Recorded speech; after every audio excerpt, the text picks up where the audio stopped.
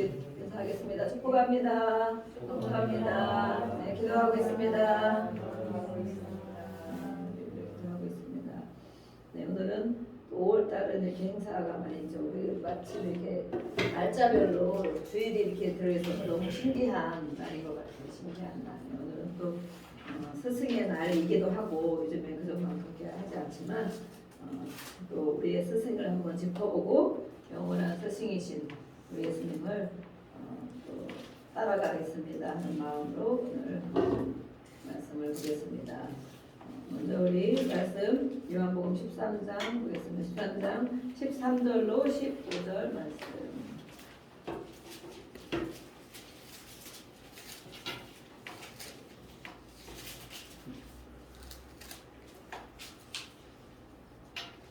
절로 15절 요한복음 13장 13절로 15절 말씀. 네, 찾으시면 같이 한 목소리 읽어보겠습니다. 시작. 너희가 나를 선생이라 부르는 줄 아니 너희 말이 옳으니까 내가 그러하다. 내가 주와 또는 선생이 되어 너희 발을 씻었으니 너희도 서로 발을 씻어주는 것이 옳으니라. 내가 너희에게 행한 것 같이 너희도 행하게 하려 오늘 보였노라. 아멘. 예수님이 선생 맞다 이렇게 말씀하셨어요. 그렇죠? 너희들이 나를 선생이라고 부르는데 맞다. 내가 바로 선생이다. 선생인데 선생은 뭘 하는 사람이냐? 오늘 보이는 사람이다 라고 예수님이 친히 말씀해 주셨어요. 조선 요즘에는 이 스승이 사라지는 시대라고 이렇게 칼럼이 나온 게 있어서 제가 가져왔습니다. 그전에 선생님이란 정말 그림자만 밟아도 안 된다. 선생님은 화장실도 안 가는 줄 알았다. 우리가 막 그런 시절이 있었다고 합니다. 지금 신세대들은 알 수 없지만 지금 신세대들은 선생님을 정말 뭐 아주 그냥 귀하게 여기지도 않고 수업 시간에 다 자도 깨우면 막 큰일 나고 혼냈다 그러면 막 신고하고 정말 심각한 위험한 시대가 됐습니다. 근데 스승이 사라지는 시대에 조선 후기 홍만종이라는 학자가 있었답니다. 홍만종이라는 학자. 그는 문신이자 시평가이기도 합니다. 그는 책을 했는데 순오지라는 책에서 사람의 됨됨이의 평탄을 이야기합니다. 그는 평소 뜻은 크나 재주가 엉성한 사람, 또 방종을 좋아하나 작은 예절에 얽매이고 군자인 채 소인을 곧잘 책망한다는 소리를 들었답니다. 그는 남을 따라 지조를 바꾸지 않고 밉다 하여 그 사람을 모함하지 않는 자신을 발견했지만 자신에게도 쓸만한 성품이 있음을 깨우칠 때에는 그런 소리를 들었지만 이렇게 학자였고 시를 지었고 문학가였고 이렇게 했는데 자신이 그런 소리를 듣는 사람이지만 어느 날 깨달았어요. 나에게도 쓸만한 성품이 있구나. 쓸만한 성품. 그런데 그때는 이미 늙어 있었습니다. 너무 늦게 깨달은 것이죠. 그 하나님은 사람마다 아름다운 달란트, 재능을 주셨다는 것입니다. 모든 사람에게 주셨는데 이 달란트를 찾아주는 것이 바로 스승의 역할이라고 기록이 되어 있어요. 우리는 하나님을 믿는 자로 하나님을 아는 만큼 또 사람을 알게 됩니다. 하나님을 알아야 그 사람을 알게 됩니다. 그래서 이렇게 스승은 이런 역할을 하는 것이다. 오늘 말씀에도 마찬가지. 오늘 말씀에 예수님이 이렇게 발을 씻은 이런 장면이 있지만 예수님은 제자들을 선택하셨잖아요. 기도하시고 스스로 선택하셨어요. 나를 제자 삼아주세요 해서 하는 것이 아니고 스스로 선택하셨는데 그들 안에 있는 재능, 하나님이 쓸만한 것들 모든 사람에게는 그런 게 있겠죠. 많은 재주가 많네 이런 사람도 있고 쟤는 특별히 저걸 잘하네 이런 것도 있어요. 근데 우리 예수님께서 제자들에게 그런 성품들을 실제로 찾아서 하나님의 영광을 위해 쓸 수 있도록 찾아서 교육시키고 양육시키고 한 것을 우리가 볼 수가 있습니다. 그래서 우리는 오늘 말씀을 예수님이 하면서 이것을 너희가 이해하겠느냐라고 말씀하셨어요. 너희가 이것을 이해하겠느냐. 예수님이 하신 행동을 이해하겠느냐. 왜냐하면 이 제자들이 아무리 얘기해도 예수님의 말뜻을 알지 못하고 이해하지 못하는 게 많이 있기 때문에 이것도 이 제자들이 이해할까 이런 생각을 한 거죠. 그러니까 이 베드로가 내 발을 난 안 씻습니다. 이렇게 했잖아요. 내 발을 절대 씻어줄 수 없습니다. 예수님이 그러면 나와 아무 상관이 없다. 그러니까 그 말에 꺾여가지고 예수님과 상관 있는 사람이 되고 싶죠. 아멘. 저희도 예수님과 상관 있는 제자가 되기를 원합니다. 아멘. 예수님과 상관없으면 이 자리에 나와 있을 필요가 없죠. 예수님과 상관이 있으면 그래서 상관 있고 관계가 있는 그런 예수님이 우리에게 이렇게 먼저 행해 주셨다라고 기록이 되어 있습니다. 이것을 우리가 보면 예수님이 발을 씻어 주신 것, 예수님은 섬기러 오셨고 또 온 인류를 위해서 대속물로 들어오셨다. 우리는 참 그런 게 근데 안 되죠. 섬김을 받고 싶고, 그죠? 섬기는 것이 어디까지 섬기는 것이 되느냐. 예수님은 목숨과 피를 다 흘려주셨는데 저도 한다고 막 애를 쓰지 못한 때는 또 이제 오늘 안 해도 되겠다 이런 생각이 들 때도 있고 또 은혜를 주시면 기도하고 또 은혜를 주시면 난 아직 피를 안 흘렸는데 아직도 멀었지 이런 생각을 또 합니다. 근데 인간적인 생각이 들어올 때는 이 정도만 해야겠다 이렇게 이런 생각이 들 때가 있어요. 예수님은 이렇게 그래서 우리가 온전한 스승이신 본을 보이신 예수님 영원한 우리의 선생님이신 예수님을 오늘도 이렇게 따라갑니다. 오늘도 이 하인의 발을 씻겨주는 것은 원래는 그 지방에 이제 신발이 우리처럼 이렇게 이런 신발이 아니잖아요. 쪼리 같은 이런 신발 또 늘 흙먼지 날리는 이런 데를 많이 다니기 때문에 정말 발이 더러운 거예요. 발이 우리 발냄새 많이 나는 사람들도 있죠. 땀이 많이 나고 많이 다니고 그러면 막 운동화 벗어놓으면 막 이 꾸리꾸리한 냄새가 막 펄펄 나고 그렇게 하는데 이때는 더 그런 거예요. 막 이 정말 생각만 해도 이렇게 막 꺼뭇꺼뭇하고 모든 흙먼지가 묻고 이런 발. 그래서 어느 이제 집에를 가면 그 집에 하인 중에서도 가장 허드렛 일을 하는 하인들이 이렇게 많이 있단 말이죠. 근데 그 중에서도 가장 허드렛 일을 하는 그런 최하 역할을 하는 그런 하인이 이 손님들의 발을 씻어주는 역할을 했다고 그래요. 근데 예수님이 이 역할을 하신 거예요. 예수님이.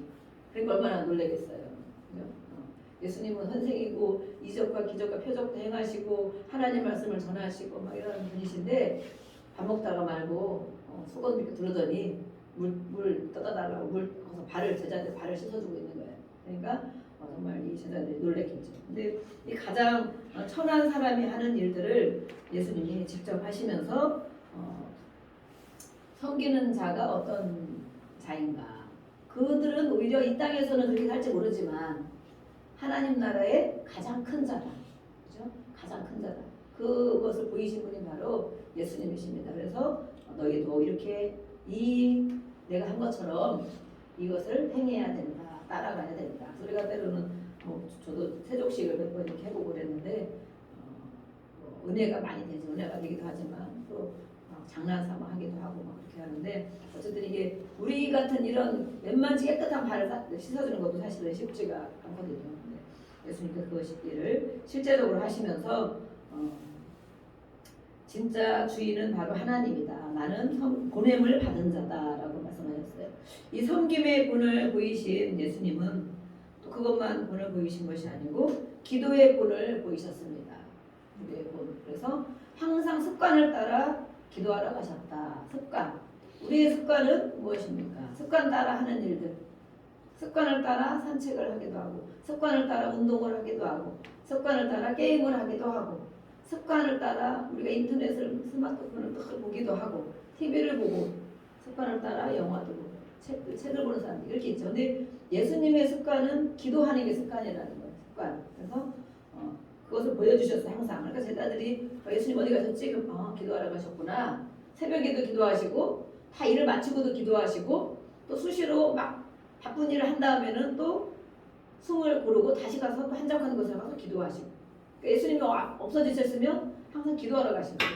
습관을 따라 기도하러 가시는 거예요. 우리는 어떤 것을 하고 있습니까? 안 보였어? 또 게임방에 갔나? 안 보였어? 그러면 또 뭐 하나? 잠자나? 이렇게 우리의 습관.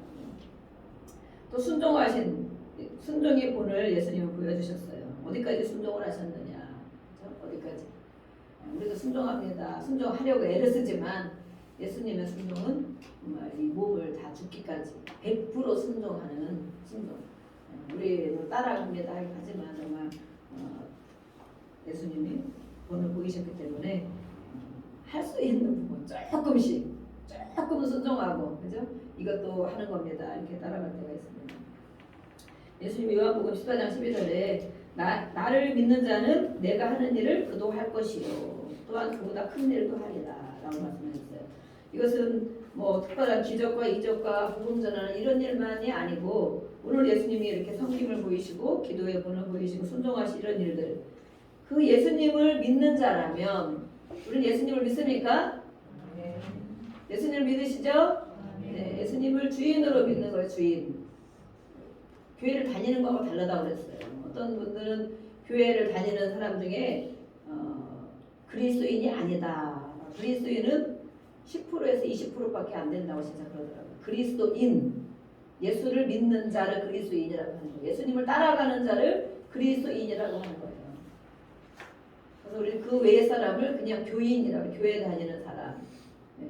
그래서 우리는 구분을 해야 된다. 내가 교회를 다니는 사람이냐, 예수님을 따라가는 사람이냐, 그리스도인이냐. 그래서 예수 믿는다 우리는 너무 쉽게 생각을 많이 하지만 정말 내가 예수를 믿는가 그걸 늘 생각해봐요. 예수를 믿는 것은 말씀을 믿는 거죠. 어떤 사람의 말보다 말씀을 믿는 거고, 오늘 우리가 찬양했죠. 날마다 숨쉬는 시간마다 주의 약속 생각합니다. 성경에 많은 약속, 나에게 주신 약속들, 그것을 따라가는 거, 말씀을 따라가는 거는 예수님이 하신 말씀, 또 하나님이 하신 말씀을 따라가는 거고, 나에게 주신 것들을 따라가는 것이 바로 예수님을 따라가는 거고, 그 예수님을 믿는 거예요. 근데 교회를 열심히 다니는데 전혀 말씀과 상관없이 현실만을 바라보고 어떤 사람의 말만 따라간다면 나는 그냥 교인인 거예요. 교인. 교회 다니는 사람.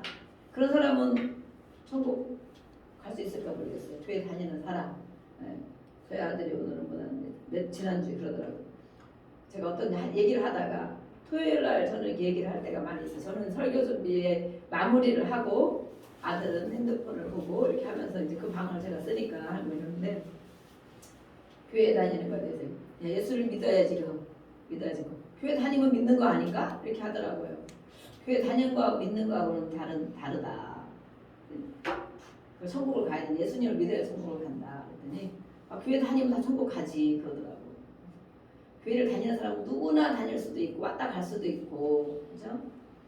또 뭐 배우러 오는 사람도 있고, 성경을 읽어도 그러잖아요. 학자들도 있고, 성경을 그냥 연구하는 사람도 있어요. 근데 그들은 예수를 안 믿는 사람이 많다는 거예요.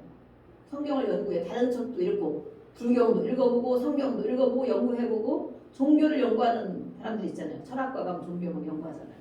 그런 사람이 예수를 안 믿는다는 거예요. 성경을 아무리 연구하고 논문을 쓰고 읽어도 예수님하고는 상관이 없다는 거예요. 안 믿는다는 거지. 그래서 교회를 아무리 와도 예수님을 안 믿는 사람이, 안 믿으면 천국을 못 가는 거지. 주 예수를 믿으라 그랬잖아요. 그죠? 주 예수님을 주인으로 믿어야 된다. 나의 주인으로. 그리고 이 말씀과 하신 일들을 믿고 그 예수님 앞에 기도하고 예수님을 따라가는 사람. 그래서 예수님이 천국까지 가셨기 때문에 우리가 그 발자취를 따라 천국까지 가는 것입니다. 그래서 예수를 믿는 거하고 다르다 그랬는데, 정말로 많은 사람들이 이렇게 보니까 그렇게 보인다는 거예요. 그래서 우리는 예수를 믿는 자가 되어야 될 줄로 믿습니다. 예수님을 따라가야 되는 저와 여러분이 될 것을 또 기도합니다. 내가 명령한 모든 것을 가르쳐 지키게 하라. 마태복음 28장 20절에 돼 있어요. 내가 명령한, 예수님이 말씀한 이 모든 것들을 가르치기만 하고, 우리는 교회에서 가르치잖아요. 가르치고 가르쳐 지키게 하는 데까지 가야 된다. 지키게 하는 데까지. 그러면 우리는 막 강요한다 그러죠. 그냥 얘기하면 알아서 지킬 건데 왜 그걸 강요하냐. 그렇게 하고 그러는데 그게 예수님의 유언인 거예요. 유언. 네. 내가 한 모든 말씀들을 너희가 가르쳐야 된다. 모든 족속을 제자 삼고, 제자 삼으라고 되어 있잖아요. 그죠? 그게 유언이에요. 예수님의 유언. 네. 우리가 예수를 믿는다면 이걸 한번 생각해 봐야 돼요.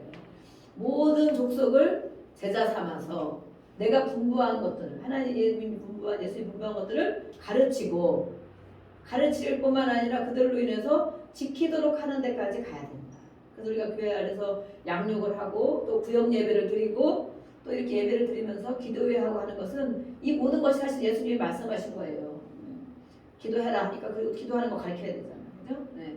또 순종하라는 것도 가르쳐야 되고 또 지키게 해야 되고 헌신하는 거, 섬김도 모든 것들이 마찬가지예요. 그래서 가르쳐 지키게 하는 우리의 자녀들도 마찬가지고 가르치기만 할 뿐 아니라 그것을 하나님의 말씀한 것들을 지키도록 하는 것. 또 요한복음 5장 19절에는 아버지가 행하는 그것을 아들도 행하느니라 말씀했어요. 요한복음 5장 19절에 아버지가 행하는 것. 예수님이 하나님과 함께 계셨고 하나님이셨고 가운데 계셔서 그대로 오셔서 하나님이 하신 일을 이 땅에서 행하셨다는 거예요.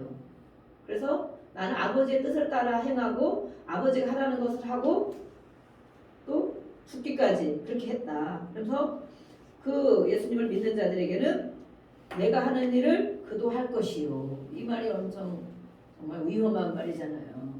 내가 하는 예수님이 하신 일들을 따라오는 자라면 나를 믿는 자는 라고 써 있어요. 요한복음 14장 12절에.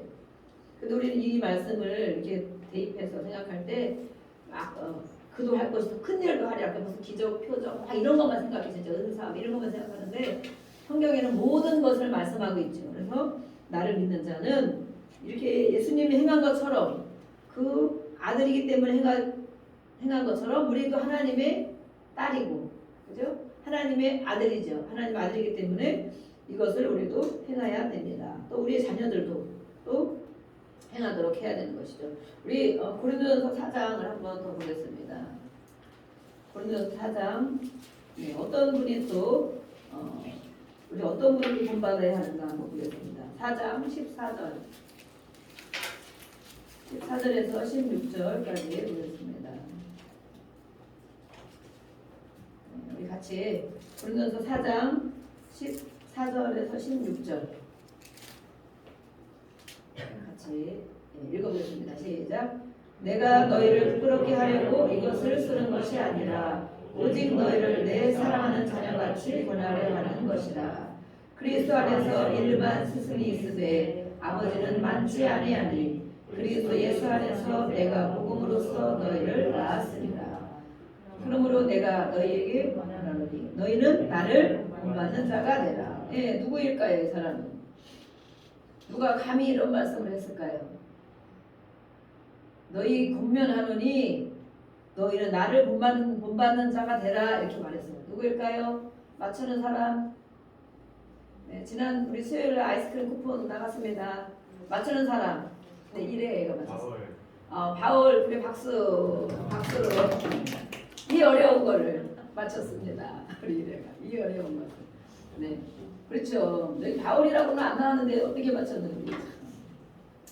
일꾼에 대한 얘기를 하면서 바울이 일꾼에 대한 일꾼들은 뭐 어떤 일을 하는 사람이냐 맡은 자들에게 일꾼이 하나님의 일꾼이라면 충성되게 신실하게 그렇게 해야 된다 이렇게 말하면서 물론 다 이렇게 설명하기는 어렵지만 이게 말하고 있어요. 그래서 내가 너희에게 이렇게 한 것은 너희를 혼내려고 수치를 주려고 하는 이런 것이 아니고 사랑하는 자녀 같은 마음이 들기 때문에 권면하는데 그것은 바로 예수님 결국에는 이 바울이 말하는 것 자기를 본받으라 하는 것은 자기가 누구를 본받고 있어요? 예수님을 본받고 있잖아요. 그러니까 내가 예수님을 이렇게 매를 맡기도 하고 복음을 전하기도 하고 섬기기도 하고 교회를 세우기도 하고 이런 일을 하는 것은 바로 그전에는 내가 이런 사람이 아니었다 그러잖아요. 오히려 핍박하고 교회를 무너뜨리고 잡아 죽이고 이런 일을 하던 사람이었는데 예수를 만나고 나서 완전히 이 사람의 인생이 하루아침에 바뀐 사람이죠. 그래서 또 몇 년간의 훈련을 사실 많이 받았어요. 훈련. 여기는 안 나왔지만 한 막 10년 이상 이렇게 훈련을 많이 받고 나서 이제는 정말 사도로서 역할을 감당하게 되는데 이 예수님을 내가 이렇게 따르고 그 하신 말씀을 순종하려고 이렇게 매일매일 살아가는 것처럼 너희는 나를 본받는 자가 되라. 내 안에 계신 예수님을 본받는 자가 되라. 이렇게 말하는 거죠. 그래서 무슨 얼마나 대단한 일을 했길래 감히 나를 본받으라고 하는가 우리가 생각할 수 있지만 결국 그것은 바로 예수님을 본받으라고 하는 말씀이다. 바울이 한 일들을 보면 천대받기도 하고 굶주리기도 하고 헐벗기도 하고 매맞기도 하고 집 없이 떠돌아다니기도 하고 또 생활비를 스스로 벌기도 하고 욕을 먹고 핍박받고 이렇게 했다는 거예요. 근데 이것을 바로 예수님 때문에 했다는 거예요. 예수님 때문에. 예수님을 믿는 자기 때문에. 예수님을 따라가는 자기 때문에. 근데 우리는 거꾸로 하고 싶은 게 많은 거죠. 대접을 받고 싶고 맛있는 거 먹고 싶고 네. 생활도 잘하고 싶고 놀면서도 좀 먹고 싶고 핍박받는 거는 절대 못 참고 막 이런단 말이에요. 그래서 하나님이 사랑하는 우리의 사랑하는 자녀처럼 이렇게 훈계를 한다라고 말하고 있어요. 스승이 많지만 일만 스승이 있으되 일만 스승 세상에서 선생이라고 불리는 자들이 이렇게 많이 있다.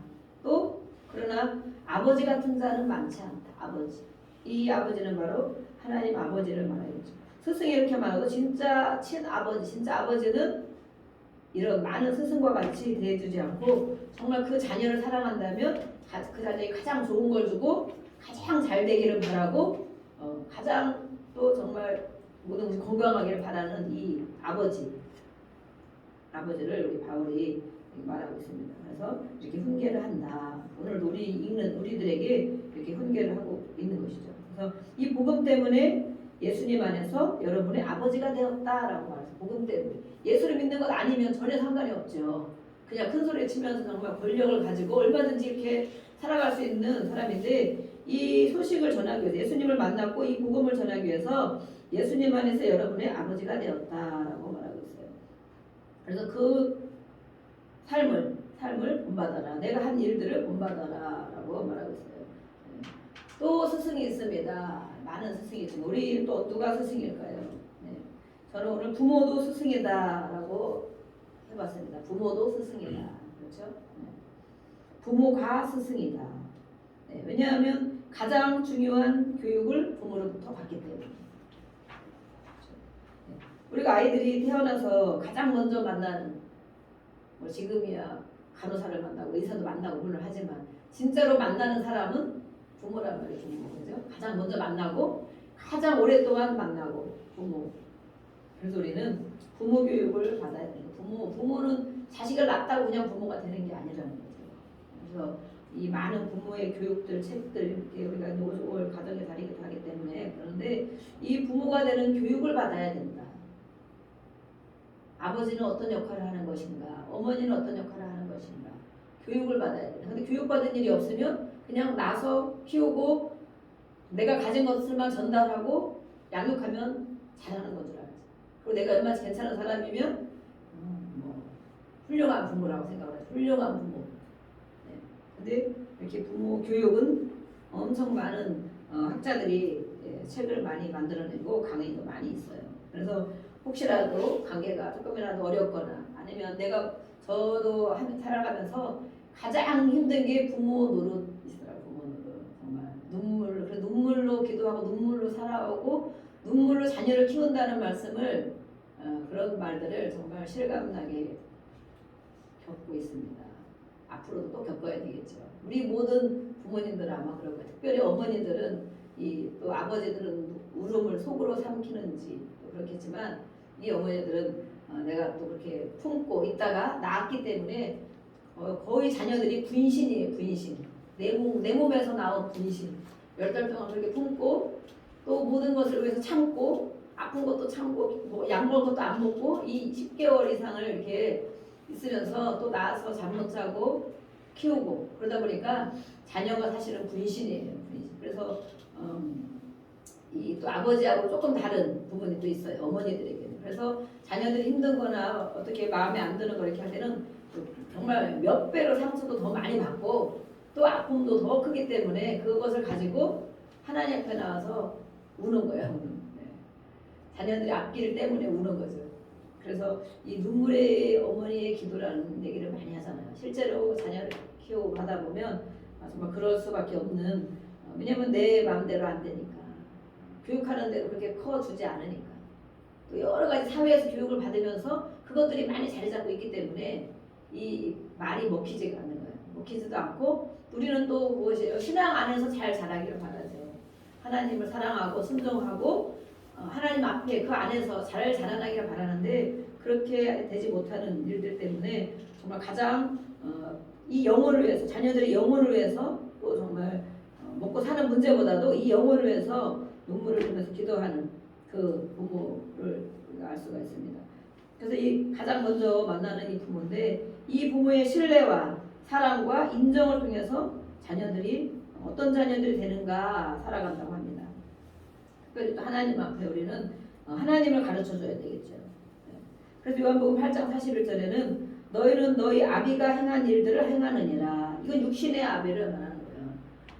우리 육신의 아버지, 우리 자녀들의 육신의 아버지, 아버지가 하는 대로 아이들이 그렇게 행하고 있다는 거예요. 결국에 알고 보면. 그래서 그 아비는 마귀에게서 났으니 너희 아비의 욕심대로 너희도 행하고자 하느니라.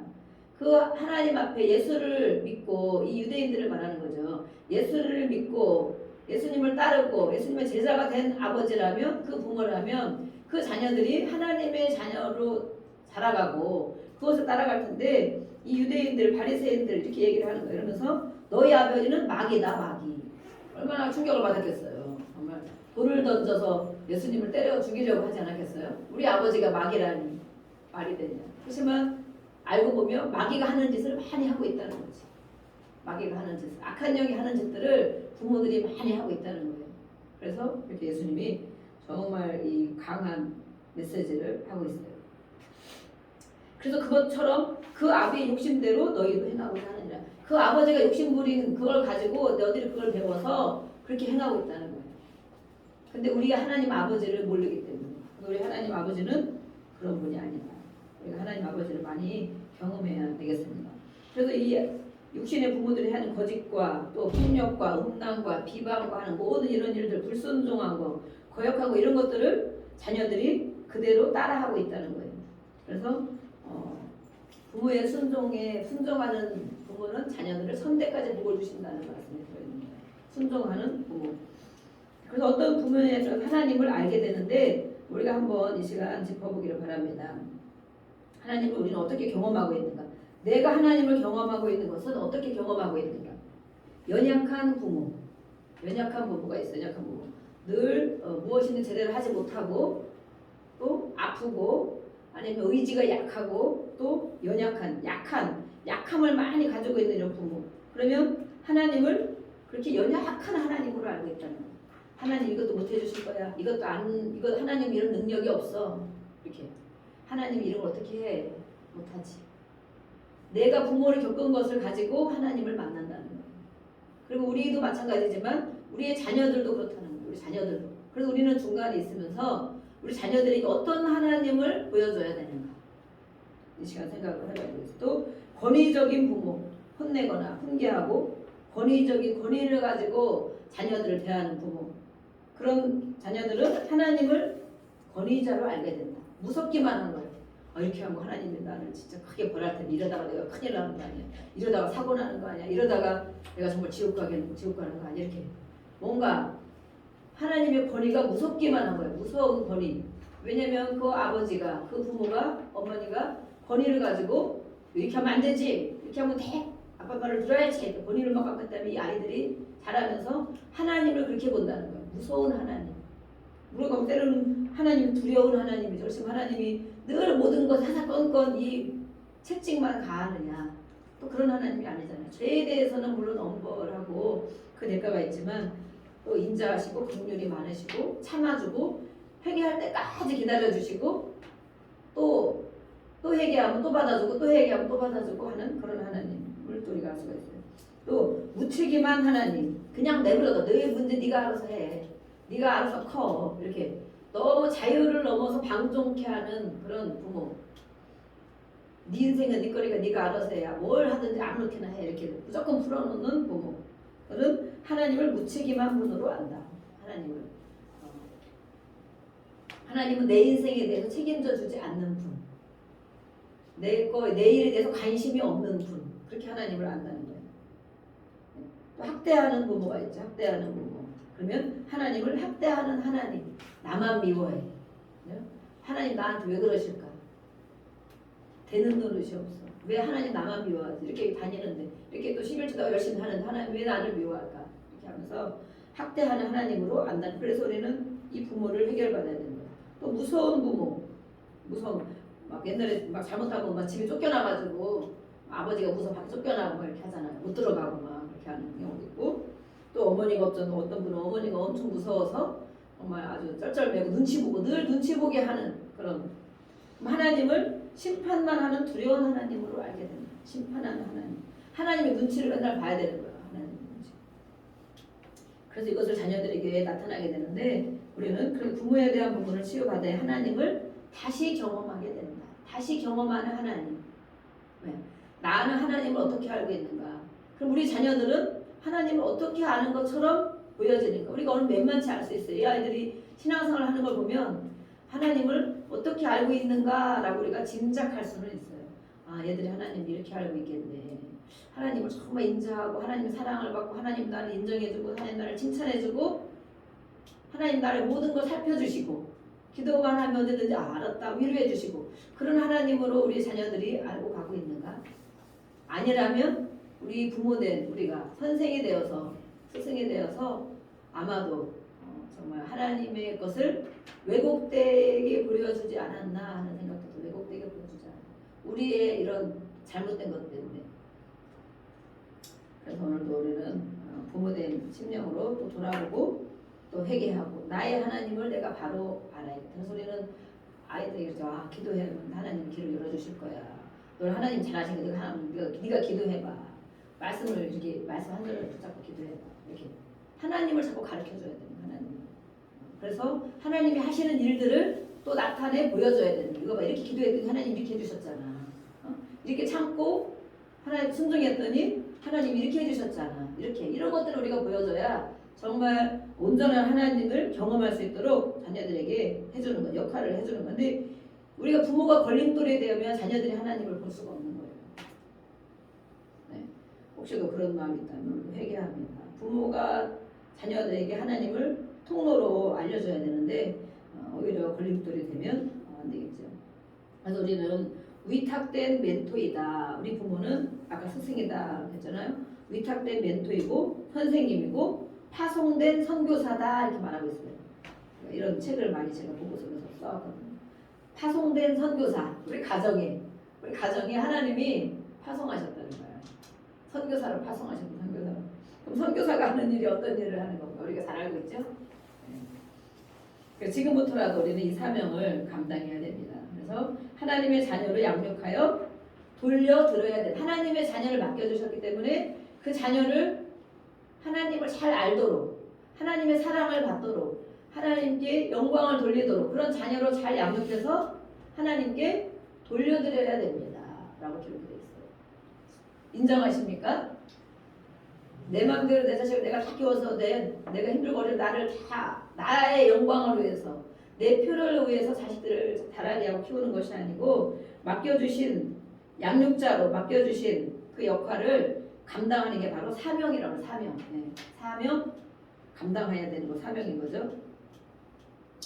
네, 그래서 이 마음대로 내 생각대로 키웠다면 주님 회개합니다. 또 아이들에게도 미안합니다. 그래야 됩니다. 이제부터는 기도하며 하나님은 자녀들에서 기도할 때 우리가 다 기도하잖아요. 자녀들도 기도하고 또 부모를 해서 기도하고 또 배우자 서로 계속 기도하고 할 때 하나님은 너희들이 어떻게 하기를 원하시는지 아빠가 기도해 볼게, 엄마가 기도해 볼게 이렇게 해야 된다. 그래서 하나님이 계속 기도하고 어느 마음을 주시면 아 우리 아들 하나님 이렇게 가기를 원하시는구나. 우리 딸은 하나님이 이런 일을 하기를 원하시는구나. 이런 재능을 발휘하여서 하나님께 영광 돌리기를 원하시는구나. 이것들을 아까 그랬죠. 스승은 재능을 찾아주는 자다. 네. 우리 아이들 재능이 뭔지 알고 있어요? 스승은 제자들의 재능을 찾아주고 세워주는 것이다. 세워줘서 하나님께로 향해서 그것을 마음껏 감당할 수 있도록. 그런데 대부분 보면 이 모든 이제 우리 세상의 부모들은 더 그렇죠. 하라고 하는 일들이 있어요. 너는 이거를 하면 좋겠다. 이거 지금 시대가 이러니까 이런 걸 배워서 이렇게 취직하면 좋겠다. 이것이 좋으니까 이거 하면 좋겠다. 이렇게 하면서 막 가르쳐주는 게 있어요. 그리고 또 이제 대부분들 보면 의사 집안에 의사가 나오기도 하고 또 판사 집안에 판사가 나오기도 하고 목사님 집안에 목사가 나오고 물론 자녀들이 그 길을 수긍하면서 잘 간다면 너무 감사한 일이지만 그 자녀들이 그런 재능이 있고 은사가 있다면 그렇게 가야 되지만 그렇지 않은 경우도 많이 있다는 거예요. 그래서 어떤 자녀들은 정말 이렇게 치유 사역을 가다 보면 그런 사람 있잖아요. 막 한 30대 가지고 40대 가지고 지금까지 그 모든 좋은 위치를 싹 버리고 완전히 그냥 다시 시작해. 그럼 너무 억울하다. 너무 이게 아깝다고 생각하잖아. 근데 자기 인생을 살아보지 못했다고 얘기를 하잖아. 우리 아버지가 원하는 인생을 내가 살아가느라고 내가 하기 싫은 일을 했다. 내가 원하는 일이 아니었다. 우리 엄마가 이걸 강요했기 때문에 내가 원하는 일이 아닌 것을 했다. 그래서 그러면서 내 인생이 없었다는 거예요. 그래서 다시 내 인생을 찾기 위해서 모든 걸 다 포기하고 다시 시작하는 사람도 있어요. 그런 사람들 보면 정말 부모가 무엇을 강요하고 해서 될 일이 아니구나. 그 은사를 찾아줘야 되는구나. 재능을 찾아줘야 되는구나. 그런 우리가 잘 모르잖아. 육신으로만 보면. 어느 정도 얘가 이걸 잘하네, 이걸 좋아하네, 좋아하는 거, 잘하는 거. 우리가 기도해야 돼. 하나님이 만들었다면, 하나님이 우리 아이들을 보내셨다면, 하나님 우리 아이들을 위해서 하나하나 다 기도하는 사람, 저 아이는 어떤 일을 하면 좋겠습니까? 하나님께 어떤 걸 통해서 영광을 돌리면 좋겠습니까? 저 아이들 재능이 무엇입니까? 하면서 기도해서 그것들을 잘 세워주고 찾아주는 것이 바로 스승이 할 일이다라고 기록하고 있습니다. 그럼 우리는 또 나에게 스승을 우리에게 영향을 주는 스승들이 있으시죠. 네, 그래서 3명이 길을 갈 때는 2명이 스승이다라고 말하잖아요. 그죠? 3명이 같이 길을 가고 있어. 친구 나 한 사람, 친구 2명, 3명이 같이 가고 있으면 분명히 한 사람은 좋은 것들이 보이기도 해. 나 쟤가 하는 거 저게 좋으니까 나도 앞으로 저렇게 해야지. 본받을 게 있어. 그렇죠? 또 한 사람에게는 알고 보면 저렇게 하면 안 되겠다 하는 게 있다는 거야. 저렇게 하면 안 되겠네. 그래서 3명이 길을 갈 때는 항상 좋은 것도 본받고 하지 말아야 될 것도 있다는 것을 알게 된다. 그래서 스승이라는 거야. 스승. 우리가 배우기 때문에. 잠언 13장 20절에는 나와 있어요. 지혜로운 자와 동행하면 지혜를 얻고 미련한 자와 사귀면 해를 받느니라. 우리가 무엇을 따라 살아야 될지를 말하고 있습니다. 우리 선생님들을 이 시간에 우리가 한번 기억을 해봤으면 좋겠습니다. 유치원을 안 다녔기 때문에 유치원 다니신 분 우리 아이들 우리 최 여사님은 유치원을 다니셨군요. 유치원을 저는 구경도 못했어요. 그때는. 네. 그래서 초등학교 때 어떤 선생님이 나를 따뜻하게 해준 선생님이 있었나? 이 시간에 다 우리 각자 우리는 실전을 합니다. 예배 시간에 교육도 하지만 실전. 선생님을 한번 생각해 보세요. 나에게 따뜻하게 해주시고 나를 인정해주고 나를 사랑해주신 선생님이 계셨었나? 초등학교 때. 또 지금은 따뜻한 선생님만 먼저 기억을 하겠습니다. 따뜻한 선생님. 저에게는 어렸을 때도 물론 선생님이 있었지만 그 어렴풋이 이렇게 특별히 저에게 따뜻하게 해주는 거는 많이 없고 제가 그냥 있는 듯 없는 듯 이렇게 사는 사람이기 때문에 근데 4학년 때 5학년 때 선생님이 같은 선생님이 같이 하신 것 같아요. 이름도 생각이 안 나는데 그 선생님이 저를 이렇게 많이 인정을 해주고 그러신 것 같아요. 그래서 예전에는 교무실 가는 거 엄청 어려웠잖아요. 그게 막 반장만 가고 이렇게 하는 건데 선생님이 심부름 시키잖아요. 선생님 책상에서 먼저 가져와. 그럼 애들이 막 쳐다보잖아.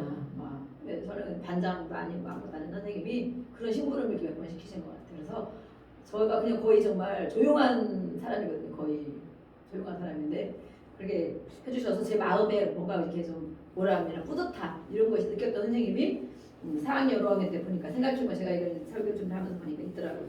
또 6학년 때는 저희 남자 선생님이었는데 아버지 같은 선생님, 아버지같이 무난하고 늘 웃는 선생님. 그분이 과학을 가르치고 그러셨는데 과학이 엄청 어렵잖아요. 여자들은 싫어하고 그러는데 늘 이렇게 웃고 허탈하게 그래서 잘 웃고 무던하고 체격도 있으시고 그러시는데 인상이 좋은 그런 선생님이었어요. 그래서 과학도 가르치시면서 6학년 때는 공부를 그래서 그 전보다는 조금 잘하고 완전 상위권에 들지 않았지만 조금 잘하는 척 했는데 잘하는 애들만 몇 명 이렇게 다 모아가지고 다시 과학을 가르쳐주시고 이렇게 공부를 시켜주신 그 선생님 생각이 제가 나요. 그래서 아버지 같은 선생님이었다. 혼냈던 기억은 없는 거예요. 저런 선생님들한테 이렇게 혼냈거나 하는 기억은 초등학교 때는 보니까 생각이 안 나. 일을 안 저질러서 일을 안 저지르고 그냥 순종하고 조용히 있다 오고 열심히 공부하기 위해서 혼나진 않은 것 같아요. 또 중학교 때를 봐서 중학교 때는 따뜻한 여자 선생님이 계셨고요. 또 여기 이때에도 아버지 같은 선생님이 있었어요. 제가 영어를 참 좋아했는데 그래서 지금도 영어 관심 많이 갖고 더 좀 하고 싶은데 못 하고 있어요. 근데 그때 이 선생님이 너무 잘해주시고 그래서 그래서 중학교 때는 제가 바로 엄마가 돌아가실 때 바로 저는 2학년 바로 올라가면서인데 그런 것들을 다 이렇게 표시 안 내시면서 엄청 이렇게 친근하게 잘 해주셨어요. 그래서 이 다른 사람이 오히려 다 모를 정도로 이렇게 저에게 학교 생활을 즐겁도록 이렇게 해주신 분이 바로 영어 선생님인데 그래서 저도 영어 공부를 엄청 열심히 해갖고 갔어요. 열심히. 선생님이 좋으면 그 공부를 열심히 하게 되잖아요. 근데 선생님이 싫으면 진짜 그 공부를 안 하게 되죠. 그래서 그때부터 영어를 하면서 정말 제가 영문학과를 가려고 진짜 그랬거든요. 근데 이 환경이 여의치가 않아서 어학 공부를 그렇게 하는 게 아니라면서 또 그분이 또 영어 공부에 대한 걸 또 꿈을 꺾어준 것 같아요.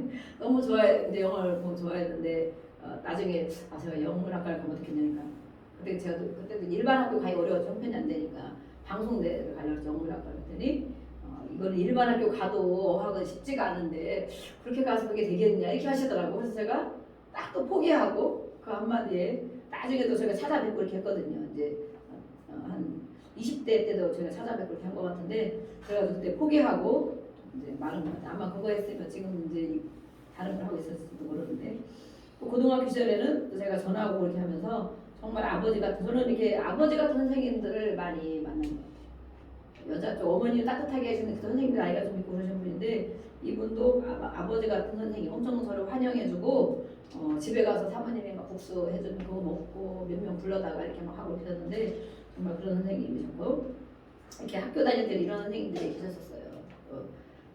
또 신앙의 스승이죠. 신앙 여러분들에게도 또 스승이 한번 이렇게 묵상을 해보시고 그 선생님 나에게 참 나를 인정해줬지 나를 토닥토닥 위로해주셨지 이렇게 선생님이 있고 또 신앙의 스승들이 있습니다. 여러분들에게도 신앙의 스승이 계신 줄로 믿습니다. 저에게는 제일 첫 번째 신앙의 스승 우리 갈릴리교회 이창중 목사님이 저희 첫 번째 스승이었어요. 제가 19년 20년을 못 채우고 나왔는데 19년 동안 있으면서 정말 이 목사님을 하나님처럼 생각할 정도로 그렇게 왜냐면 첫 교회고 첫 신앙이기 때문에 그대로 가르치시고 잘못된 건 엄청 혼내셔서 막 신앙적으로 바로 안 가면 청년부고 막 학생부고 완전 해체시키고 막 이렇게 그래서 이 신앙을 정말 이 순교적인 신앙을 가르쳐 주신 분이고 늘 기도하는 것 그렇지만 또 사랑으로는 엄청 사랑이 있어서 그래서 늘 주머니에 이렇게 돈 갖고 다니시면서 밥 먹었냐 물어보고 밥 먹으라고 돈 10,000원 주고 이렇게 하고 제가 아프고 어려울 때 찾아가 그러면 꼭 이제 기도해 주시고 또 뭐라도 줘서 보내야 된다면서 참기름도 한 병 주고 주전자 같은 것도 받아온 거 생각나고 꼭 그렇게 하셔서 신앙적으로도 어쨌든 절대 신앙 흐지부지한 분이 아니기 때문에 절대 신앙을 가르쳐 주셨고 또 순교적인 신앙 열정이 엄청 대단하셨죠. 물론 다른 부분에 인간적으로 또 이렇게 뭐 약한 점이 있으시겠지만 저에게는 그런 부분이 잘 안 보였어요. 왜냐하면 정말 순종하는 마음이 저에게 있었기 때문에 섬기는 마음이 있었기 때문에 그런 거는 하나님 앞에 저렇게 예수님도 분노를 낸 것처럼 저렇게 하나님 앞에서 잘 안 살고 순종 안 하고 저렇게 할 때는 저렇게 화를 내시기도 하는구나 이런 생각을 저도 했었는데 그런 신앙의 첫 번째 스승 그 다음에 그것 갖고 안 되니까 하나님이 두 번째 스승을 또 붙이셨어요. 우리 에바다 치유센터 박주 목사님 두 번째 스승으로 붙였죠. 이거 아는 것만이 다가 아니다. 너가 아무리 열심히 하고 가려고 하고 성령에 충만하고 싶고 하나님 앞에 살아가고 예수님을 따라가고 싶지만 안 된다. 그렇게 할 수가 없는 게 네 안에 있다. 이제 그래서 성령님 밝혀주셨지만 그것을 치유받도록 이 쓰레기들을 또 불순물들을 제거할 수 있는 역할을 해주신 분이 바로 우리 박정우 목사님입니다. 또 얼마나 정말 끈질기게 오래 갔어요. 제가 그냥 20년 이상 가면서 뭐 크고 작은 일들을 늘 기도도 해주시고 늘 소망을 주신 것 같아요. 소망. 그때도 안 될 것 같고 죽을 것 같고 포기해야 되는 일인데 앞으로 이렇게 될 거라면서 앞으로 이렇게 될 거다 하면서 계속 그렇게 하시는 거야. 축복의 통로다. 남편이 맨날 업고 다닐 거다. 업어주더라고 한 번씩 뒤에요. 왜 이렇게 하는 거예요. 어머니가 기도의 어머니가 될 거다. 기도의 어머니가 될 거다. 그들이 진짜 기도의 어머니가 되셨고 지금 기도를 하고 해주시고 이렇게 하시죠. 그래서 그때는 정말 깜깜한 시절이었는데 매일 이렇게 눈물로 금식하며 살 수밖에 없는 시절인데 정말 아예 100% 믿어지지 않는 일들을 기도해 주시면서 늘 이렇게 소망을 주시는 거예요. 소망. 그래서 어느 때부터는 그게 믿어지더라고 조금씩. 그전에는 전혀 안 믿어졌는데 믿어지면서 하나님이 원하시면 그렇게 될 수 있겠다. 그리고 우리 앞으로 개척하고 교회 목회하는 것도 막 뭐 주말에 맨날 줄 서 있다고 그러고 그래서 처음에는 되겠나 제가 저는 되겠나 이런 생각을 많이 하는데도 늘 그런 소망을 주셔요. 그래서 나만 내가 하나님 앞에 바로 서고 영혼을 사랑하는 마음을 갖고 있으면 하나님이 해주실 수 있겠구나 이런 생각을 제가 하는데 늘 어렵고 힘들 때 이렇게 도와주시고 든든한 또 백이 돼주시고 우리 힘들고 어려운 누굴 찾아갈 분들이 계시다는 게 정말 감사하잖아요. 또 그 다음에 세 번째로 신앙적인 선생님들은 이제 김노기 목사님이 저에게 교회 개척을 하고 난 후에 어떻게 생활을 이렇게 교회 하는 것을 잘 알지 못하고 힘들었는데 그분이 어쨌든 좋은 부분들을 많이 제가 배우게 되었고 또 사용하게 되었고 일단 알고 배우면 언제든지 그 사용할 수가 있는 게 있거든요. 그래서 저의 세 번째 3단계로 우리 김동희 목사님을 소개 하나님 해주신 것 같아요. 몇 년 전부터 제가 그걸 방송을 보고 있다가 나에게 이런 약한 부분이 있는데 이분의 이런 좋은 부분을 내가 좀 배웠으면 좋겠다. 그러니까 자기를 알아야 되는 거예요. 내가 약한 것이 무엇이냐, 내가 잘하는 것이 무엇이냐. 그러면 잘하는 것은 그대로 더 발전하면 되지만 약한 부분, 안 되는 부분이 있다는 거예요. 그 부분에 도움을 받는 거지. 그 훈련이 부분 교육이에요. 저희가 지금 뭐 목사님들 훨씬 많이 돌아다니고 막 세미나 교육 참석도 많이 하고 교육도 많이 받고 진짜 막 그러잖아요. 평생 학교 다니 평생 대학원 이런 거를 몇 군데씩 다니잖아요. 그래서 최소 막 15년씩 공부를 해. 15년, 10년씩. 근데 저는 이 나이에 공부하는 것도 너무 어렵고 몸도 힘들고 그런데 어쨌든 이렇게 잠깐씩이라도 배움을 하게 해주셔서 실습도 하게 해주시고 그래서 저에게는 또 정말 제가 뭐 스승으로 막 찾아뵙고 이렇게는 못하고 있지만 이렇게 좋은 영향을 저에게 가르쳐 주시는 분이시다. 이렇게 저는 제가 이렇게 소개를 해봤어요. 여러분들도 지금 이렇게 생각하면서 아마 따뜻했던 선생님도 계실 줄로 믿고 또 그렇지만 또 때로는 이 선생님이 또 큰 역할을 감당을 해요. 혹시라도 크게 상처가 되었던 선생님이 있을 수도 있어요. 내 꿈을 한 번에 무너뜨린 선생님이 있을 수도 있고 또 때로는 엄청 억울하게 혼난 선생님이 있을 수도 있고 억울함을 겪어서 내가 가져가지 않았는데 그걸 가져갔다가 뭐 덮어 씌워서 뭐 수치받게 하고 억울하게 하고 또 매를 때리는 선생님도 있고 내 생각에는 한 대만 맞으면 되는데 10대 때리고 엄청 억울하잖아요. 그러면 그죠? 조금 혼날 것 같아. 혼날 일이 아닌데 크게 혼나고 크게 이렇게 충격받거나 이런 일들 그런 선생님도 있을 수 있어요. 내 꿈을 또 가지 못하도록 이렇게 정말 딱 이렇게 꺾어놓은 그런 선생님이 있을 수도 있고 그런 선생님들을 이 시간도 우리가 기억해 봅니다. 그래서 이 지도자이기 때문에 우리가 지난주에 부모를 용서하고 축복합니다. 우리 육신의 부모를 또 처리하는 거예요. 또 그러다 보면 나중에도 계속 이렇게 용납하게 되고 마음이 풀어지는 것을 하나님 앞에 고백함으로 알 수가 있어요. 또 선생님에 대한 부분도 지도자이기 때문에 엄청 큰 역할을 우리에게 감당하는 부분이 있어요. 감당하는 부분. 네, 이 시간 우리가 잠깐 눈 감고 기도하겠습니다. 눈 감아보시고 따뜻했던 선생님은 고맙게 여기고 우리가 나도 그렇게 해야 되겠구나 이런 건 봤지만 나에게 크게 상처가 되었던 선생님 또 나를 억울하게 했던 내 꿈을 꺾어놨던 또 정말 나를 힘들게 했던 그런 선생님이 있다면 이 시간 그들을 생각 속으로 기억하면서 그들을 용서하겠습니다. 하나님 아버지 따라 우리 기도하겠습니다. 하나님 아버지 그 선생님을